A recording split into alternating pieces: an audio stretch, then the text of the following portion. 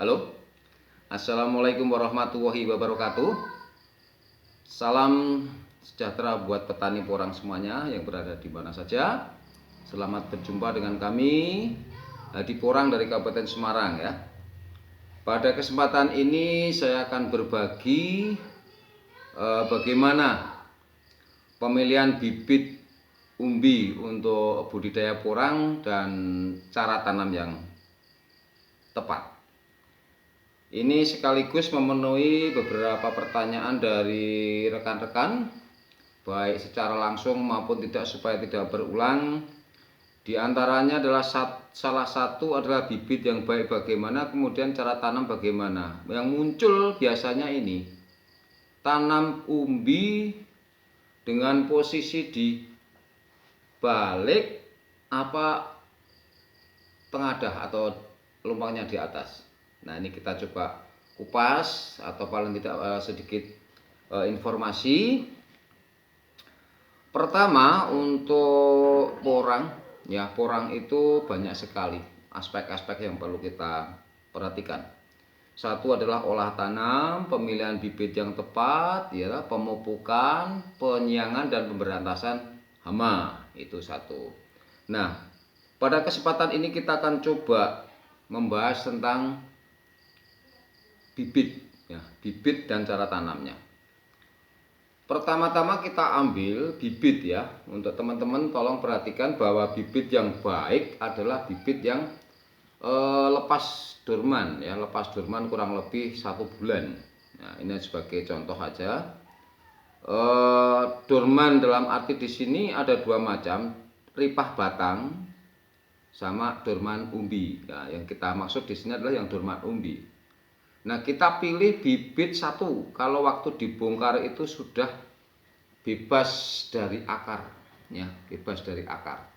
Itu jelas sudah fase dormannya terpenuhi. Kemudian kalau bisa saat batang mati kemudian sudah hilang batangnya, itu kita tunggu paling tidak 1 bulan. Ini akan lebih bagus. Kemudian yang kedua, tidak busuk ya, tidak busuk. Kemudian berlumpang. Nah, bagaimana dengan yang tidak berlumpang? Yang tidak berlumpang pun bisa ditanam, cuma nanti hasilnya akan kurang maksimal. Nah, sehubungan dengan berlumpang dan tidak inilah yang akan kita bahas, bagaimana cara penanamannya. Nah, bagaimana cara penanamannya?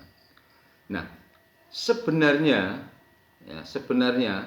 ada juga bibit yang tidak berlumpang, misalnya umbi belah. Oke, bisa tumbuh enggak? Bisa.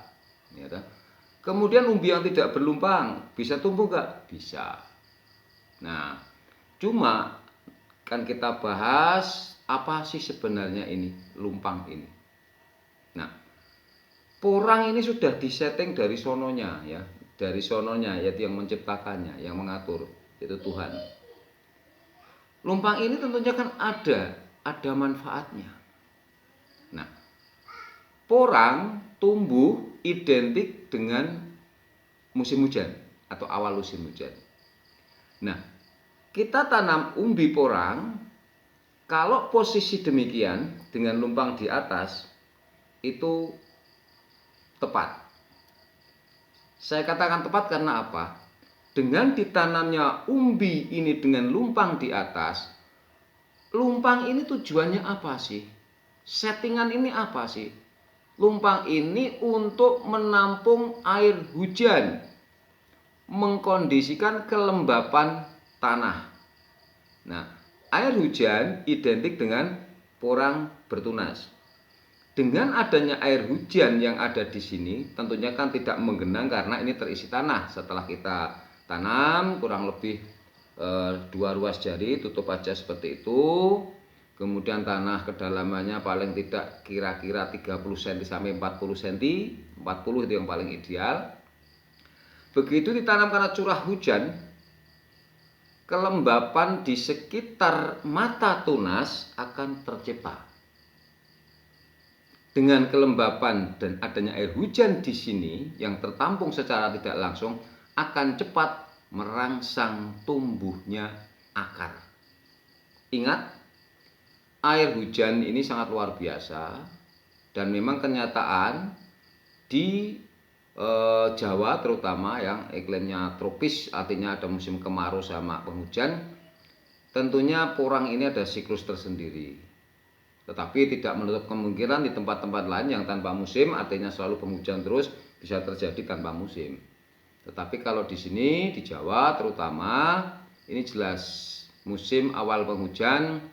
Biasanya kalau kita mulai tanam seperti ini Oktober minggu kedua tanggal 15 ke belakang itu bisa jalan.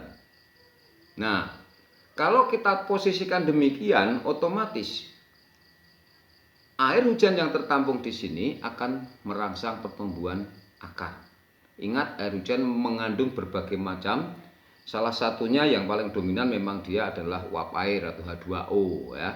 Namun di sana ada satu asam nitrat, asam sulfat, kemudian abu, ada juga sulfur, ada juga garam.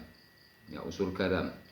Ini saya kira teman-teman semua sudah tahu bagaimana terjadinya hujan sehingga kok ada unsur garam dan sebagainya, nanti akan kita bahas berikutnya.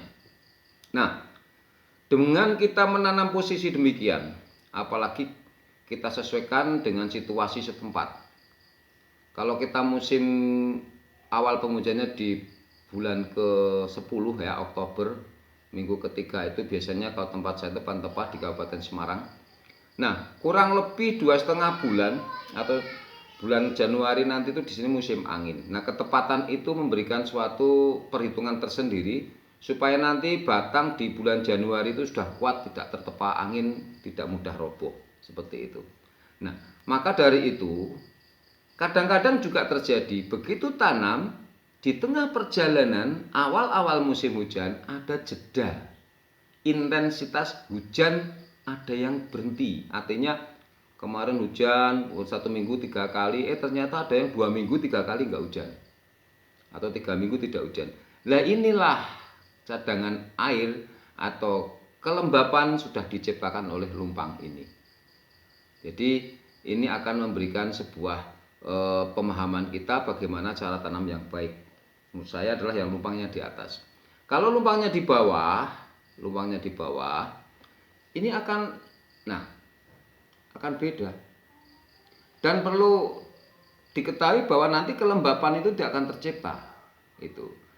Dan untuk porang 99% mata tunas ada di sentral bekas batang. Nah, kalau orang-orang tua dulu bilang katanya kalau suwek itu dibalik akan lebih besar. Satu, suwek mempunyai mata tunas di seluruh bagiannya, walaupun sentral utama adalah di sini.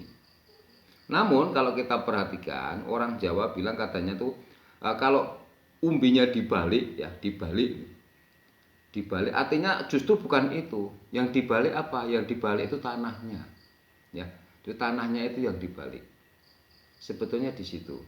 Ya, dengan dibalik kemudian tanahnya menjadi gembur, itu akan menjadikan media yang lebih leluasa untuk tanam berikutnya untuk berkembang. Namun apabila terjadi sebuah jeda hujan yang seperti itu, kadang-kadang muncul adanya kelayuan, apalagi di DPL yang rendah. Hati-hati yang DPL rendah, karena penguapan air juga tinggi, kemudian akan terjadi dehidrasi ibaratnya, atau penguapannya luar biasa, ini akan sedikit terseok-seok. Ya. Kemudian kalau di tengkurapan begini jelas ini porang itu akan tumbuh ke bawah, kemudian ini akan baru membelok. Nah, otomatis ini akan memakan waktu. Nah, saya sudah buktikan, saya kemarin tahun kemarin Oktober 2020 saya tanam kisaran 1 kilo ya, 1 kilo. Di belakang rumah itu ada sedikit demplot, baik dari polybag, curi stat katak dari polybag, curi stat umbi, dan yang tidak. Kemudian media tanam juga berbeda-beda. Saya bisa simpulkan berdasarkan pengalaman saya. Namun mungkin teman-teman juga punya pengalaman yang lain, bisa terjadi. Saya kemarin tanam umbi 1 kilo, yang saya balik ya, ini keluarnya 6 kilogram. Jadi 1 kilo menjadi 6 kilo ya, itu. Kemudian ada satu lagi yang tidak saya balik, ini saya tanam di lahan kemarin, dan ini saya masih ada di sini. Ini sekitar 12 kilo, ya 12 kilo, 12 kurang sedikit, paling tidak 10 up, 10 up ada. Saya tiba kemarin 12-an, ya ini agak berat. Jadi itu rekan-rekan semuanya, bagaimana cara menanam umbi yang tepat. Satu, bahwa cekungan ini sudah diciptakan untuk menciptakan kelembapan untuk menampung air hujan secara tidak langsung. Demikian info dari saya, ini sekedar berbagi, namun tidak menutup kemungkinan bagi rekan-rekan yang punya pengalaman yang lain, asalkan sudah ada pembanding tidak masalah. Tapi kalau hanya saya tanam, saya tengkurapkan, ternyata bagus, hasilnya baik, tetapi hanya itu toh, tidak ada pembedanya, otomatis tidak bisa diambil kesimpulan. Tetapi kalau ada pembeda, kita menanam dua posisi, satu tengkurap, satu tidak, nah tentunya bisa disimpulkan bagaimana baiknya. Begitu untuk rekan-rekan semuanya. Salam sukses selalu untuk kita, dari kita, oleh kita. Wassalamualaikum warahmatullahi wabarakatuh. Salam.